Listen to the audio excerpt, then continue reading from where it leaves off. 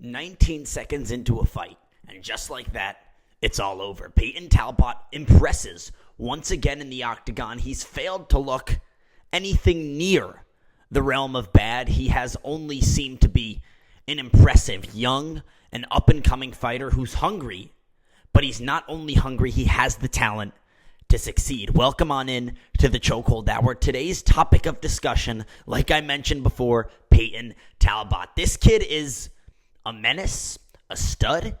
He embodies technical perfection. A lot of people are saying he's the next Sean O'Malley, considering the loose flowing style on the feet and the hair, of course. You can't forget the hair, but Talbott dismantled Yanis Ghemmouri in 19 seconds, made it look incredibly easy, and everything he does comes with intention. That's what impresses me so much about this kid. In this fight with Yanis Ghemmouri that ended in 19 seconds, Payton Talbott did not take his eyes off of Ghemmouri once. He was staring into the soul of his opponent in the sense that Talbott was so locked in on Ghemmouri's movements and motions. All it took was one mistake, and the fight was over. And that's exactly what happened. A naked leg kick from Ghemmouri. You can see Talbott just staring at Ghemmouri, staring at him head on, just like I'm staring at you right now,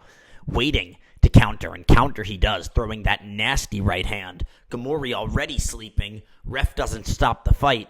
Talbott has to step in and do some extra damage from top control and wins by KO. So really nothing to, even judge him on when it comes to negativities, because every fighter has their drawbacks and their flaws. Sean O'Malley, the question was always his legs.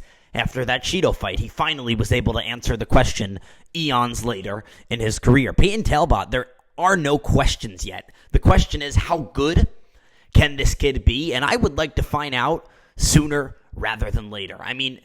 19-second KO against Yanis Ghemmouri. Not many people know who Yanis Ghemmouri is. People do know who Cameron Simon is. The South African, buddy with DDP.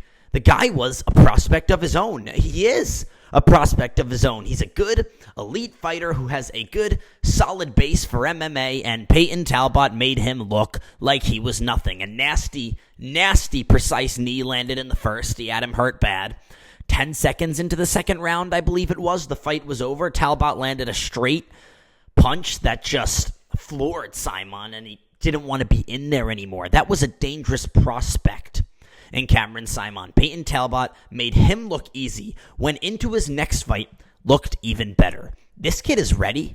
It's time to give him a fight in the top 15. It does not have to be a killer. I'm not saying have Payton Talbott fight Sean O'Malley or Merab Dvalishvili next. I'm saying have him fight someone good, someone that can maybe test his skill set. Pedro Munoz, a veteran of the sport, beaten Cody Garbrandt, lost to Cheeto pretty recently in, a semi-lopsided fight, but he didn't look like a fish out of water. He looked like a fighter who was beat by the better man on that night. Pedro's ranked 15th in bantamweight right now. Payton Talbott, the only thing about him that is in question is what will he do when the fight continues past 10 seconds into the second round. I know his first fight in the UFC was a submission in the third, but it was against competition where the level was down here. Pedro Munoz is at least up here. I say you give him Pedro.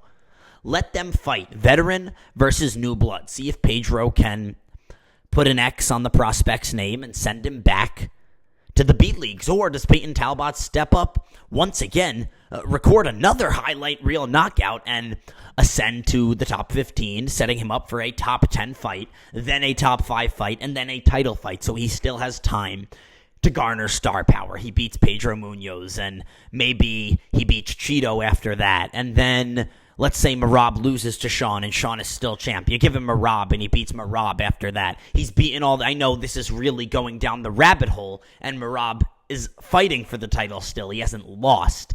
But I'm just saying, you give Payton Talbott a couple of names. If he can finish those guys in the way Sean O'Malley was finishing his opponents early on in his career, there is a real comparison between the two. Talbott is young. He has 3 fights in the UFC, already 6 figures in Instagram followers. He has like 120,000 People love watching entertaining fighters, and entertaining is exactly what Payton Talbott is. The dude sparks his opponents. He sparks them.